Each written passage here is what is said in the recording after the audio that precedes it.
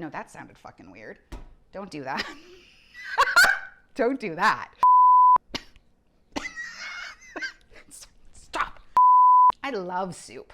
Like, I really, really love soup. So it's probably a good thing that today's video is all about soup and wine pairings. I can't wait.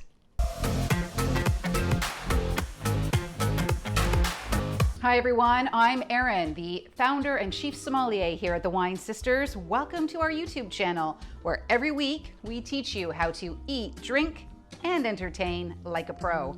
Today we are all about soup. It's still soup season. Well, to be honest, every season is soup season for me. I'm making minestrone today, and just like we showed you in last week's video about the onion tart, which you can see right here, this makes for a beautiful, casual, luxuriously elegant Sunday lunch. Put a nice piece of rustic bread there, serve it with a copious amount of wine, a little side salad, and you've got something delicious, warming, comforting, and completely joyous all around.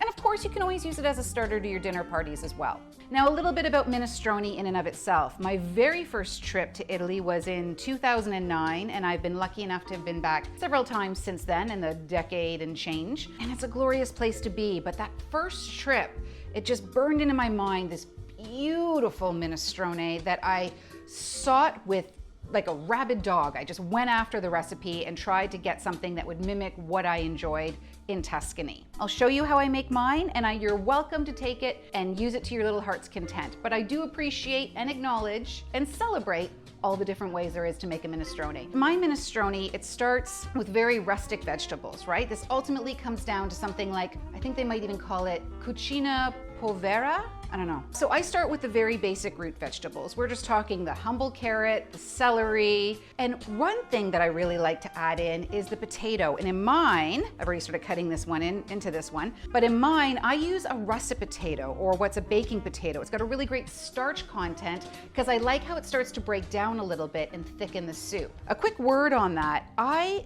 think that minestrone should be a little bit thicker than that broth-like consistency. Not as thick as a ribollita, of course, which is the famous bread soup of Tuscany, but just a little bit thicker than just a watery broth. So I find that the potato, and making it a day before serving it, really allows the flavors to come together, the starch from that potato to start to break down, and it's absolutely fantastic. Now, I do put pasta in my minestrone, but because I make a huge pot of it at a time, I don't necessarily put in the pasta unless I'm planning on having a bunch of people over and the whole thing is going to be eaten that day. Usually I make a whole pot and have it over the course of a week. So as I reheat it, that's when I add in the pasta. Otherwise, the pasta just becomes too thick, too gloppy, and breaks down far too much as it sits in the broth. So when we're looking at the minestrone, we've got these really beautiful, sweet and earthy root vegetables. We've got the salty sweetness and the bright acidity of the tomato base. I use tomato paste in mine.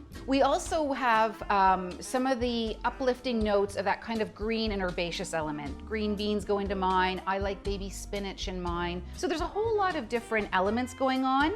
And of course, the piece de resistance, which is going to be our large wedge of Parmesan rind. The Parmesan rind, as it cooks with the broth, loans a salty umami, which is just magnifique. I don't know why I'm speaking French. I should be speaking Italian, but I don't know magnifico. So when we're looking at pairing food and wine, as we've said all along in our wine schools and in our various food and wine classes that we host, what you want to look for is not necessarily just the minestrone. You Google minestrone wine pairings, you're gonna get a long list, all of them probably very suitable. But again, like we said, there's a zillion different flavors and a zillion different ways to make minestrone. Some add beef stock, some add vegetable stock, some people add pancetta, some people don't. It all goes into whatever your flavor is. So for my minestrone, which we have, again, the bright acidity of the tomato, the sweet earthiness of the root vegetables, we have that salty umami of the pecorino. Of course, I've also added a little salt and pepper as well for the seasoning. So we want to really start to look at those flavors and consider what will really marry best with the soup. It's a good medium-bodied soup with the potato and the pasta. So I'm actually going to not go rogue on this one. I don't think you always need to reinvent the wheel to prove your worth as a sommelier, I hope.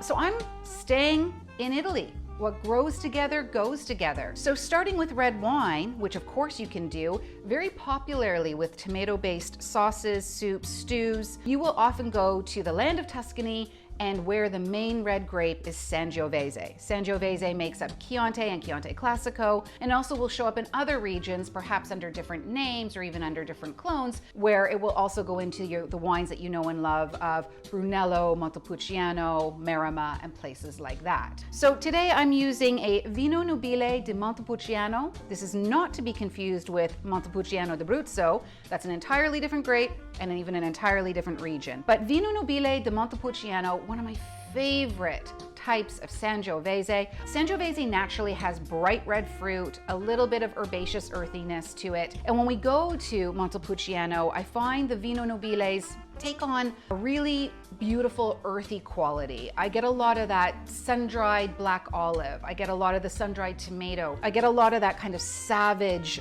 stemmy herbs, things like wild bay leaf or sage or rosemary, those really stemmy earthy herbs. And those come through in the wine, and I think it marries beautifully to uplift and promote the flavors of the soup. I think they go beautifully together. Also, the wine is not so overpowering that it's going to completely clobber the soup. So I think that will really work out well for you if you choose to do that pairing, and I highly recommend that you do. Now, if you want to stay with white, you absolutely can. This time I'm going to another great indigenous Italian varietal called Vermentino. Now, in this particular case, we're going to Sardinia.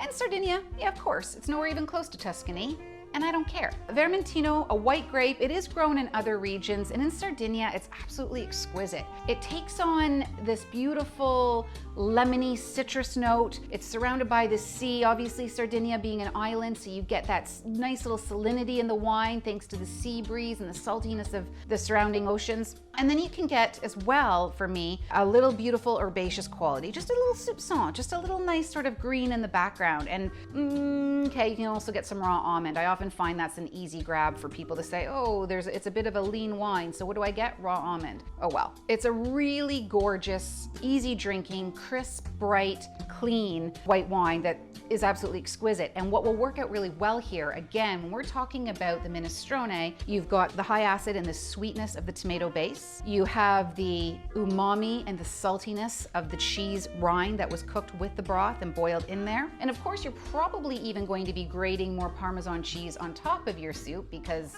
why wouldn't you? So all of this saltiness will really help bolster and bring out the flavors of that white wine. And the white wine, the Vermentino, that crispness will help cleanse your palate and get you ready for another yummy bite. Try the Vermentino di Sardegna, try a Sangiovese, whether it be Vino Nobile di Montepulciano, whether it be a Chianti, whether it be a beautiful Scanzano, something like that. You will have a really great pairing, you'll have a lovely lunch, and you will definitely eat, drink, and entertain like a pro.